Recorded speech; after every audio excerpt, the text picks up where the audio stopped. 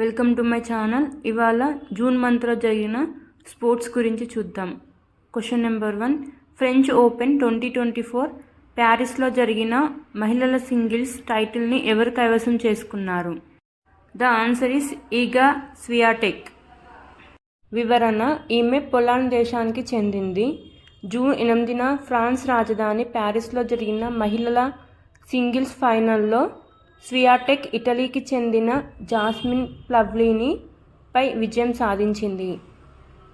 విజేతగా నిలిచిన స్వియాటెక్ 24 లక్షల యూరోలు, సుమారు 22 కోట్ల ప్రైజ్ మనీగా లభించాయి.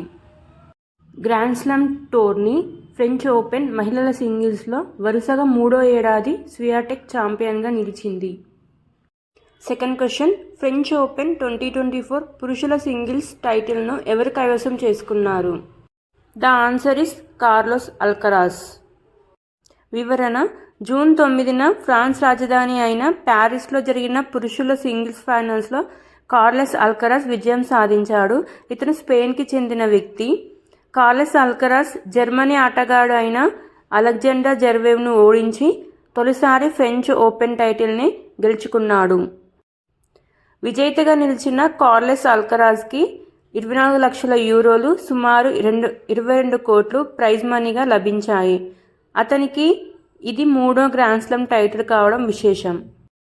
2022లో US open, 2023లో Wimbledon నెగ్గాడు.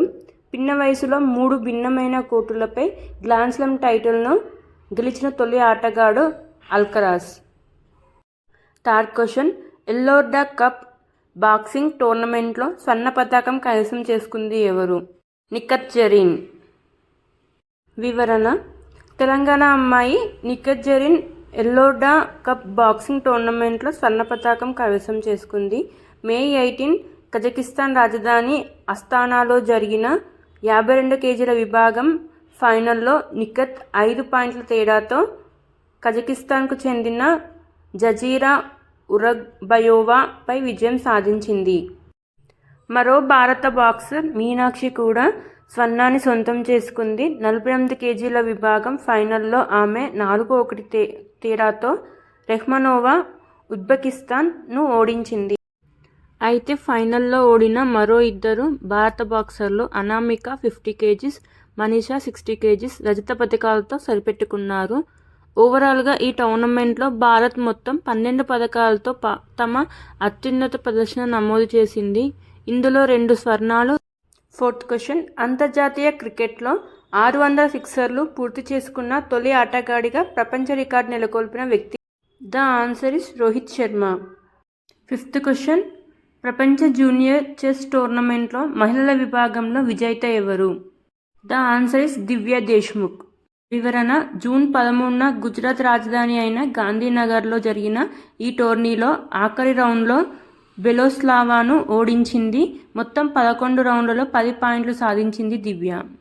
Sixth question, Asia gymnastic ఛాంపియన్షిప్లో స్వర్ణ పతాకం గెలిచిన భారత తొలి క్రీడాకారిణి ఎవరు? The answer is Deepa Karunakar.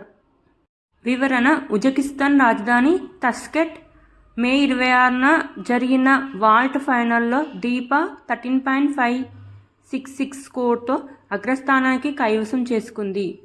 Seventh question, ప్రపంచ పారా అథ్లెటిక్ ఛాంపియన్షిప్లో భారత్కు ఎన్నో స్థానం వచ్చింది? ద ఆన్సర్ ఇస్ 6వ స్థానం. వివరణ: ఈ పోటీల్లో 17 పతకాలతో భారతదేశం 6వ స్థానంలో ఉంది. చైనా 87 పతకాలతో అగ్రస్థానంలో నిలిచింది. ఇది మే 17 నుంచి 25వ తేదీ వరకు జపాన్లోని కోబేలో జరిగాయి. ఎయిత్ క్వశ్చన్, ఎవరైనా వ్యక్తి లేదా సంస్థ నియంత్రమైన అనుమతుల కోసం ఆన్లైన్లో దరఖాస్తు చేయడం కోసం భారతీయ రిజర్వ్ బ్యాంక్ ఏ పోర్టల్ను తీసుకొచ్చింది? The answer is Parivahan portal. Ninth question, ప్రపంచ యూత్ వెయిట్ లిఫ్టింగ్ ఛాంపియన్షిప్లో ఎవరు ప్రపంచ రికార్డుతో సహా స్వర్ణ పతాకం కైవసం చేసుకున్నారు? ఆన్సర్ ఇస్ భారతీయ అమ్మాయి అయిన ప్రీతిస్మిత. ప్రపంచ యూత్ వెయిట్ లిఫ్టింగ్ ఛాంపియన్షిప్లో భారత టీనేజర్ దేవవ్రత్ బరాలి స్వర్ణం గెలిచాడు. ఇది మే 23న పెరు రాజధాని లీమాలో జరిగింది.